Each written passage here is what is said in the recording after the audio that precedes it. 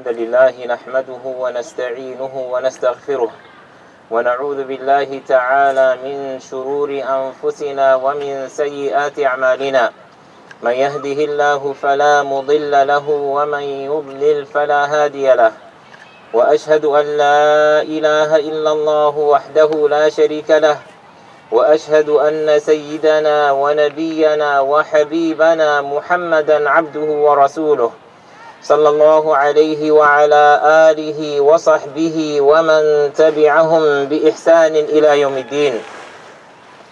يا أيها الذين آمنوا اتقوا الله وقولوا قولا سديدا يصلح لكم أعمالكم ويغفر لكم ذنوبكم ومن يطع الله ورسوله فقد فاز فوزا عظيما. أما بعد أيها المؤمنون عباد الله، إننا اليوم نريد أن نذكر أنفسنا ببعض الحقائق المتعلقة بعدونا في فلسطين، وذلك بالنظر في كلام الله سبحانه وتعالى في كتابه العزيز القرآن الكريم. This afternoon, very quickly, we want to look at some of the realities. We want to look at the true nature of our enemy in Palestine as found in the book of Allah subhanahu wa ta'ala. لنبدأ ونقول هذا العدو هم الذين أخبرنا الله جل وعلا عنهم بقوله سبحانه وتعالى: وقالت اليهود يد الله مغلولة غلت أيديهم ولعنوا بما قالوا بل يداه مبسوطتان ينفق كيف يشاء. أنا لا أحتاج إلى أن أعلق، فهذا كلام الله جل وعلا وهو واضح.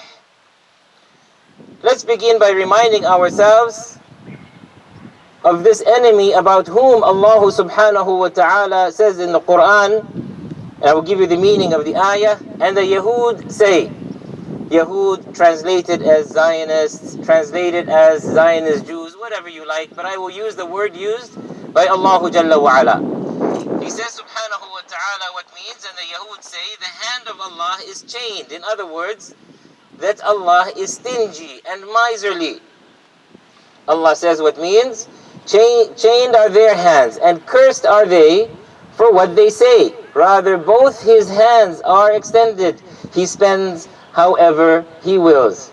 هذا العدو هم الذين قالوا إن الله فقير ونحن أغنياء سنكتب ما قالوا وقتلهم الأنبياء بغير حق ونقول ذوقوا عذاب الحريق.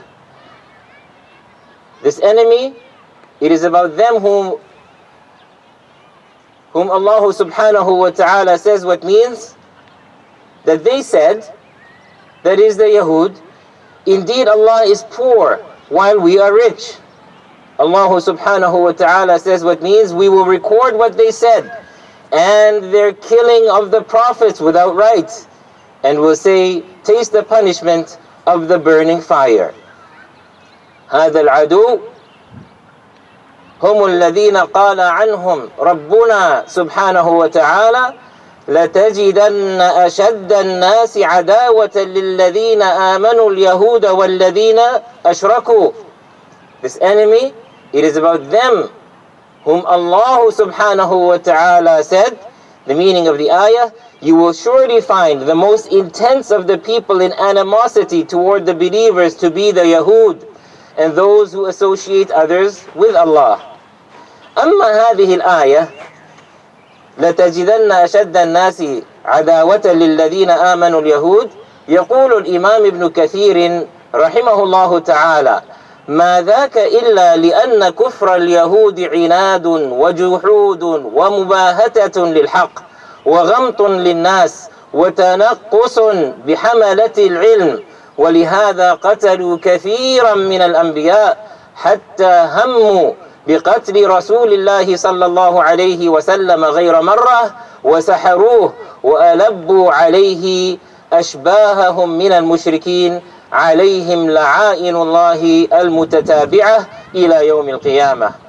So this ayah, in which Allah subhanahu wa ta'ala tells us that the Yahud are the most severe or the most intense of people in animosity towards us, and Imam Ibn Kathir rahimahullah ta'ala says, when speaking about this ayah, he said this describes the Yahud, since their disbelief is that of rebellion, defiance, opposing the truth, belittling other people and degrading the scholars. This is why they killed many of their prophets and tried to kill the Messenger of Allah sallallahu alaihi wasallam several times, as well as performing magic spells against him. They also incited their likes among the polytheists against the Prophet sallallahu alaihi wasallam. فعداوة اليهود للمؤمنين عداوة دينية. معنى ذلك أن سببها هو ما هم عليه من الكفر بالله تعالى والتكذيب لرسله عليهم الصلاة والسلام، فلا يتصور اجتماع تلك الخصلة الشنيعة من محبة أهل الإيمان بالله والتصديق والطاعة لرسل الله عليهم صلوات الله وسلامه. قال الله تعالى: قل يا أهل الكتاب هل تنقمون منا إلا أن آمنا بالله وما أنزل إلينا وما أنزل من قبل وأن أكثركم فاسقون. So the enmity and the animosity of the Yahud towards the believers is an animosity based on religious grounds. هي عداوة دينية. ولماذا أريد أن أركز على ذلك؟ ولماذا أذكر لكم هذه الخصال، هذه الحقائق عن هذا العدو؟ لأن الكثير اليوم حينما يتحدث عن قضية الأقصى يجعلها قضية سياسية، ويجعلها قضية حقوق الإنسان فحسب. لا يا إخواني، القضية قضية دينية. هذه العداوة عداوة دينية. So why is it that I'm focusing on this? And why is it that I emphasize these qualities and these traits of our enemy? And why is it that I'm saying and driving this point home that this is a religious issue? Is because we find many who are speaking about this today restricting it to being a political issue. Or when they speak of Al-Aqsa, they are now making it sound as though this is merely a human rights issue, a humanitarian issue. No. Rest assured that it is based on religion, religious grounds. Again, this animosity of the Yahud towards the believers is based on religious grounds, meaning that the reason behind it is their disbelief in Allah subhanahu wa ta'ala and their denying of the prophets or rejection of the prophets. So how is it that they will be okay with us who believe in Allah subhanahu wa ta'ala and we obey the prophets of Allah? This is why Allah subhanahu wa ta'ala says what means, say, O people of the scripture, do you resent us except for the fact that we have believed in Allah? Except for the fact that we have believed in Allah and what was revealed to us and what was revealed before. And because most of you are defiantly disobedient. وَكَذَلِكَ عَدَاوَةُ الْمُؤْمِنِينَ لِلْيَهُودِ أَيْضًا دِينِيَةٌ فأهل الإيمان يبغضون اليهود لكفرهم بالله تعالى وتكذيبهم لرسله عليهم الصلاة والسلام ولظلمهم للعباد وإفسادهم في الأرض. قال الله تبارك وتعالى: لا تجد قوما يؤمنون بالله واليوم الآخر يوادون من حاد الله ورسوله ولو كانوا آباءهم أو أبناءهم أو إخوانهم أو عشيرتهم أولئك كتب في قلوبهم الإيمان وأيدهم بروح منه ويدخلهم جنات تجري من تحتها الأنهار خالدين فيها رضي الله عنهم ورضوا عنه أولئك حزب الله ألا إن حزب الله هم المفلحون. And also the animosity of the believers towards the Yahud is based on religious grounds.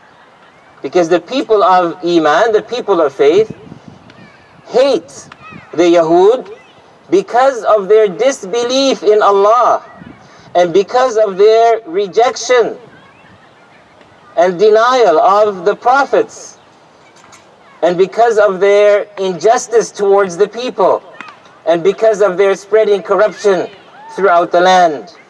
Allah subhanahu wa ta'ala tells us what means. You will not find the people who believe in Allah and the last day. So Allah Jalla wa Ala is speaking about me and about you. You will not find the people who believe in Allah and the last day having affection for those who oppose Allah and His Messenger, even if they were their fathers or their sons or their brothers or their kindred. Those, that is the people of faith, you and I, insha'Allah ta'ala, He has decreed within their hearts faith and supported them with spirit from Him.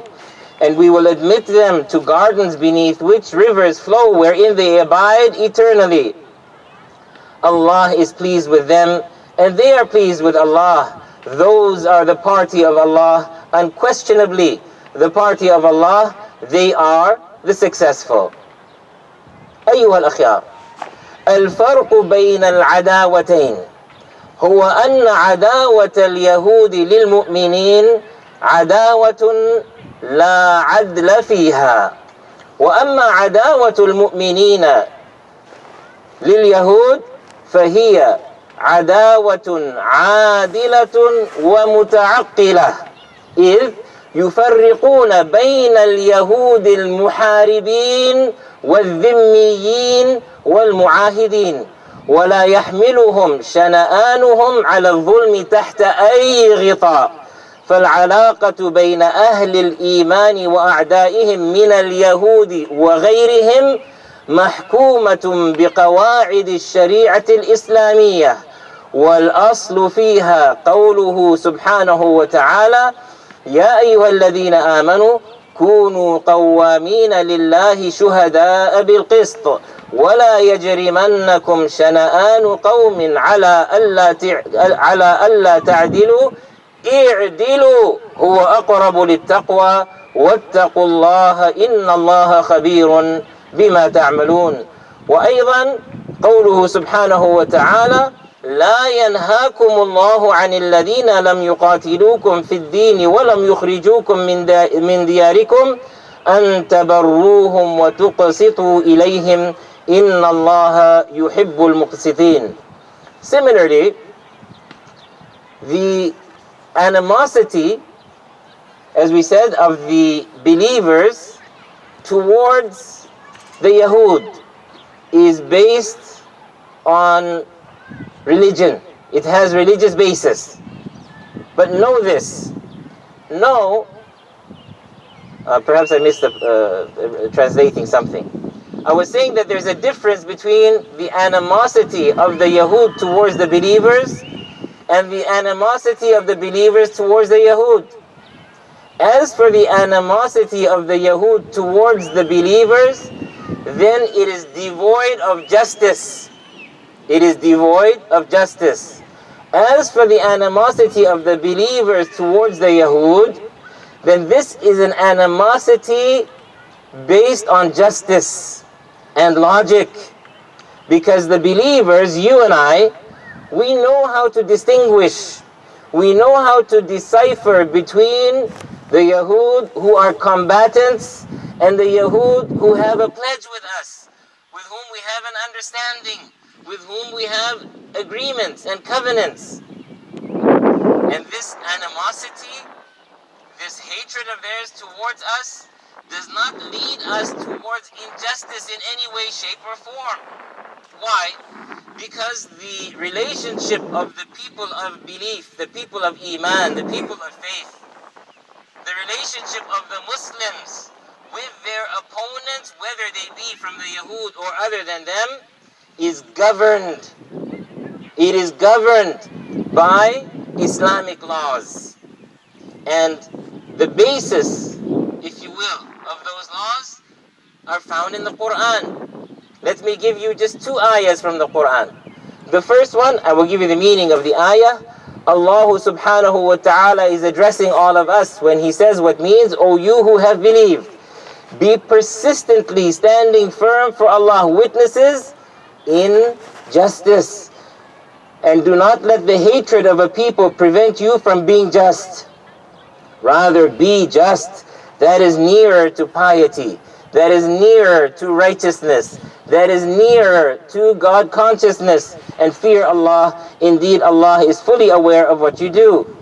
Also, we find the words of Allah subhanahu wa ta'ala in the Quran, the meaning of which is, Allah does not forbid you from those who do not fight you because of religion and do not expel you from your homes, from being righteous, from being kind toward them and acting justly toward them. Indeed, Allah loves those who act justly. أيها الأخيار، هذه بعض الحقائق التي لا بد أن نعرفها ولا بد أن نناقشها مع غيرنا. فلا يكفي أن نقف أمام الناس وأن نقول لهم هذه قضية حقوق الإنسان. لا يا إخواني، لا بد أن نبين لهم حقيقة هذه العداوة. ثم أقول أخيرا، بعدما سمعنا هذه القواعد الشرعية التي تعلمنا كيفية التعامل مع أعدائنا، أقول لذلك لم تسمعوا مني أبدا أبدا، لم تسمعوا مني التحريض على العنف ضد من يخالفنا، سواء كان ذلك مع جيراننا أو مع من يخالفنا في الاحتجاجات وما إلى ذلك، لأن هذا ليس بطريقتنا. اعلموا ذلك علم اليقين. ولكن ستسمعون من أعداء الله سبحانه وتعالى في الإعلام ومن المنافقين الذين يعيشون فيما بيننا، ستسمعون منهم أني أحرض على العنف، وهذا كذب وبهتان، وعلى هؤلاء لعائن الله تترى. Finally, I want everybody to understand that because of these guidelines that I have mentioned, these guidelines which we find in the Quran, because of that, you will see that I have never on any occasion called towards violence against our neighbors, for example, or our opponents in protests and whatnot. Why? Because Allah subhanahu wa ta'ala forbids that. However, even though we make it abundantly clear, what are you going to hear? You'll hear in the media, and you will hear from the hypocrites who live amongst us that no, he calls towards violence. He calls towards hatred. Of course, by hatred here they mean violence. As for hatred, as found in the Quran, this is our obligation. If you do not hate the opponents of Allah subhanahu wa ta'ala, you have no faith. Go find yourself a church, go find yourselves a synagogue, but the place for you is not a masjid. If you do not hate those who curse Allah subhanahu wa ta'ala and who insult Him. Having said that, once again, we have not ever called towards violence towards others. Here, for example, in our city or this country for that matter, and we've never said that you should be violent towards them in the streets or in their places of worship. We have never said that, and we will not say that because of those guidelines given to us by Allah subhanahu wa ta'ala.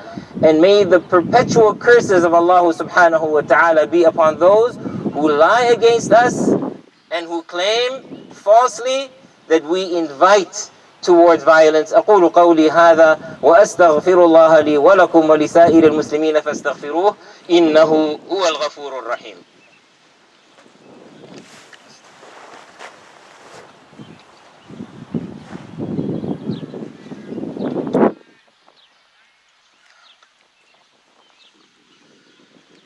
الحمد لله رب العالمين والعاقبة للمتقين ولا عدوان إلا على الظالمين، وأشهد أن لا إله إلا الله وحده لا شريك له، وأشهد أن محمدا عبده ورسوله صلى الله عليه وعلى آله وصحبه ومن تبعهم بإحسان إلى يوم الدين.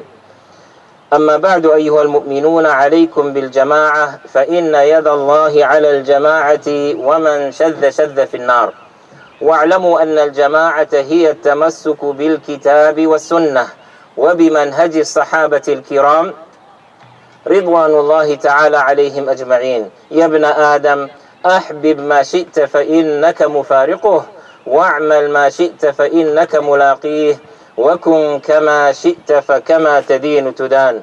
ثم صلوا وسلموا على خاتم النبيين وإمام المرسلين، فقد أمركم الله بذلك في كتابه المبين، فقال جل من قائل: إن الله وملائكته يصلون على النبي يا أيها الذين آمنوا صلوا عليه وسلموا تسليما. وقال عليه الصلاة والسلام: من صلى علي واحدة صلى الله عليه بها 10. اللهم صل وسلم وبارك وأنعم على عبدك ورسولك محمد، وارض اللهم عن الخلفاء الراشدين أبي بكر وعمر وعثمان وعلي، وعن سائر الصحابة والتابعين ومن تبعهم بإحسان إلى يوم الدين. اللهم أعز الإسلام والمسلمين، اللهم أعز الإسلام والمسلمين، اللهم أعز الإسلام والمسلمين، وأذل الكفرة والمشركين، ودمر أعداء الدين. اللهم انصر المجاهدين في سبيلك في كل مكان. اللهم انصر إخواننا في فلسطين. اللهم انصر المرابطين في القدس. اللهم ثبت أقدامهم واربط على قلوبهم، وأنزل السكينة عليهم، وانصرهم على عدوهم وعدوك يا عزيز يا قوي. اللهم انصر إخواننا المستضعفين في كل مكان. اللهم خذ بأيديهم وعجل بنصرهم يا عزيز يا قوي. اللهم أرنا في أعدائك عجائب قدرتك. اللهم أرنا في أعدائك عجائب قدرتك. اللهم شتت شملهم ومزق جمعهم. اللهم فرق بين قلوبهم. اللهم زلزل الأرض من تحت أقدامهم.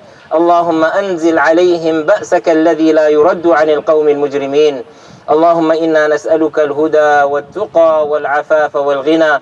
اللهم ربنا آتنا في الدنيا حسنة وفي الآخرة حسنة وقنا عذاب النار. وآخر دعوانا أن الحمد لله رب العالمين. قوموا إلى صلاتكم رحمكم الله.